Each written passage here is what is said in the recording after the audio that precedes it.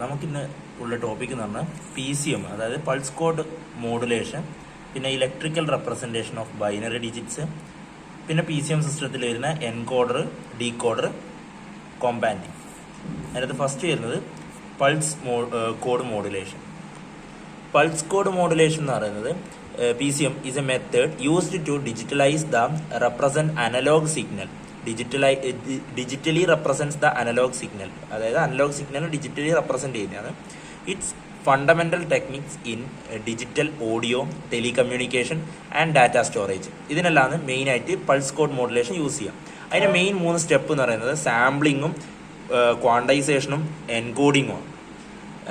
Sampling എന്ന് പറഞ്ഞാൽ the continuous analog signals is sampled at a regular interval, usually following the Nyquist theorem. Nyquist theorem എന്ന് വെച്ചാൽ sampling rate should be at least twice the maximum frequency of the signal ആയിരിക്കും. ആ നിക്വിസ്റ്റ് theorem എന്ത് ചെയ്ത് follow ചെയ്യുന്ന രീതിയിലായിരിക്കും sampling ഉണ്ടാവും. ഇനി ക്വാണ്ടൈസേഷൻ എന്ന് പറഞ്ഞാൽ each sample is approximated to the nearest value within a finite set of possible levels.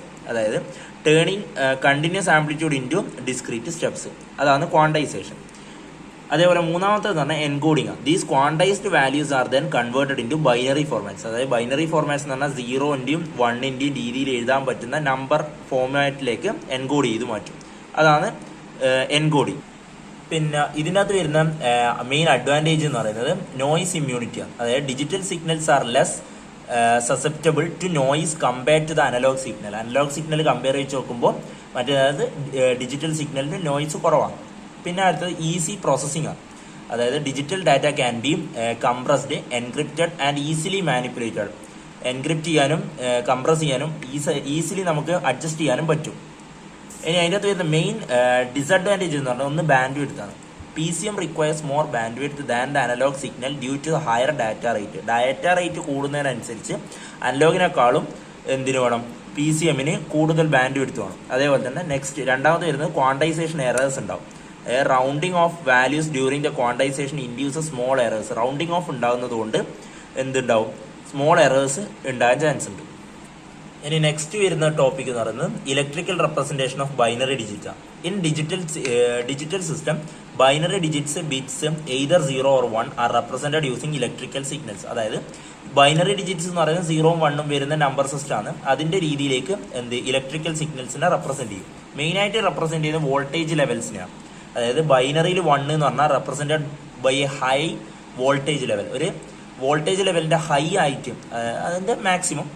അതേപോലെ രണ്ടാമത്തെ ബൈനറി 0 എന്ന് പറയുന്നത് എന്തായിരിക്കും, റെപ്രസെൻറ്റഡ് ദ ഗ്രൗണ്ട് വോൾട്ടേജ് ലെവലായിരിക്കും. ഗ്രൗണ്ട് വോൾട്ടേജ് ലെവലിൽ ആയിട്ടാണ് 0 റെപ്രസെൻറ്റ് ചെയ്യുക. അപ്പം 1 എന്ന് പറയുന്നത് ഹൈ വാല്യൂ ആയിരിക്കും, 0 എന്ന് പറയുന്നത് ഗ്രൗണ്ട് വാല്യൂ, അതായത് 0 അല്ലെങ്കിൽ മിനിമം വാല്യൂവിനെ ആയിരിക്കും റെപ്രസെൻറ്റ് ചെയ്യുക. ഇനി each 3 digit binary number that specifies a quantized sample value is called word. അതായത് 3 ബൈനറി ഡിജിറ്റ്സ് വരുന്നതിന് എന്തായിട്ട് എടുക്കും, വേർഡ് എന്ന് പറഞ്ഞിട്ട് പറയും. അതിനെയാണ് വേർഡ് എന്ന് പറയാം. ഇനി അതിൻ്റെ ഒരു എക്സാമ്പിൾ പോലെ കാണിച്ചിട്ടുണ്ട്. അതിൻ്റെ അകത്ത് ഈ 3 എണ്ണം, ആദ്യം വരുന്ന 3 എണ്ണം എടുക്കുമ്പോൾ അതിനാണ് വേർഡ് ടൈം സ്ലോട്ട്, പിന്നെ പൾസ് ടൈം സ്ലോട്ടാണ് ഇതാണ് റെപ്രസെൻറ്റ് ചെയ്തത്. ബൈനറി എന്ന് പറയുന്നത് 1010 റെപ്രസെൻറ്റേഷനാണ്. ഇനി അതേപോലെ തന്നെ representation by voltage level rather than പൾസിനെ കൂട്ടാണ്ട് അതിനെ റാദർ ചെയ്യാണ്ട് വോൾട്ടേജ് ലെവലിനെ റെപ്രസെൻറ്റ് ചെയ്ത്. ഇപ്പം ഇവിടെ നെഗറ്റീവ്, 0, പോസിറ്റീവ്, ആ രീതിയിൽ പൾസ് കൂടുന്നതും കുറയുന്നതിനും അനുസരിച്ചിട്ടുള്ള പൾസ് വേരിയേഷനാണ് ഇവിടെ കാണിച്ചിട്ടുള്ളത്. ഇനി മൂന്നാമത്തെന്ന് പറയുന്നത് PCM സിസ്റ്റം. അതായത് PCM സിസ്റ്റത്തിനകത്ത് മെയിനായിട്ട് വരുന്നത് എൻകോഡർ, ഡീകോഡർ, പിന്നെ കോമ്പാൻഡിങ്. അപ്പം PCM സിസ്റ്റം എന്ന് പറയുന്നത് PCM സിസ്റ്റത്തിൻ്റെ ഒരു നോർമലി ഓവർവ്യൂ എന്ന് പറഞ്ഞാൽ PCM system converts an analog signal to a digital signal. അതായത് അനലോഗ് സിഗ്നലിനെ എന്താക്കി ഡിജിറ്റൽ സിഗ്നലാക്കി മാറ്റുന്നത്.